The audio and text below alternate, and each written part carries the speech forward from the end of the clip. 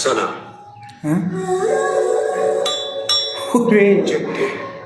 బాగానే ఎక్స్ట్రా తింటున్నారా?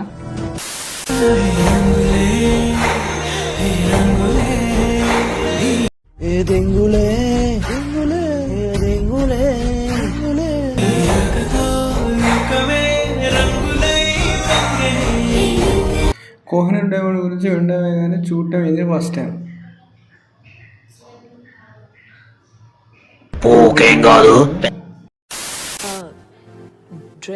డ్రెస్ బాలేదా? ఏమైనా ఆర్డర్గా ఉందా?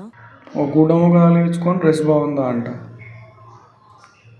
నీకే నీకు ఒక ఛాన్స్ ఇస్తే నువ్వు గుండెలో పెట్టుకొని చూసుకుంటావా?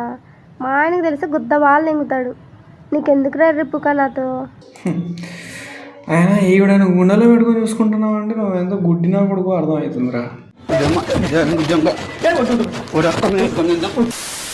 ఎంతమంది చూసినా కూడా ప్రేమలోనే పడలేదు.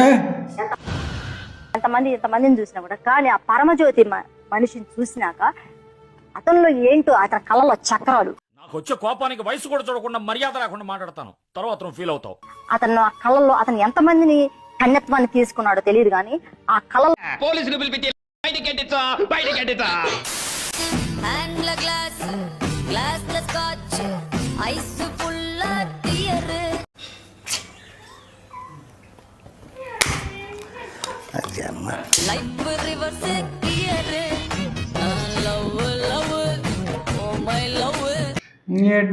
అంతా ఒక్క ఈ చోటే చేరారేలా. Sir sorry sir.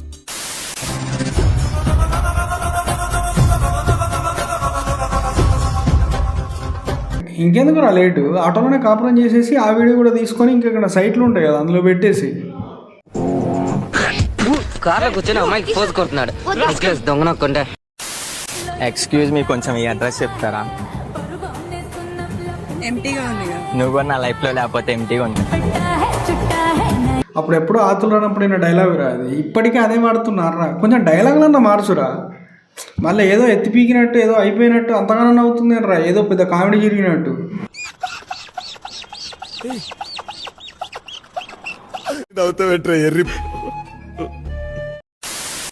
శివయ్య, ఇప్పటివరకు నేను ఏమీ అడగలేదు, ఫస్ట్ టైం అడుగుతున్నా. నేను బ్రతికినంత కాలం తినచావ నా కళ్ళతో చూడనివ్వు. చూనే కన్నా కళ్ళు మూసుకో. మావ ఒక హ్యాండ్సమ్ అబ్బాయి వస్తున్నాడు, వీడియోలో పడతాడు చూడండి. ఓకే, హ్యాండ్సమ్ అంటే చింటూ గడుని ఫిక్స్ అయిపోయాడు. Okay okay. వేస్ట్ గాడు క్రాస్ చేసుకుని పారిపోయాడు. అది సరే, నైట్ టైంలో నీకు అక్కడేం పని?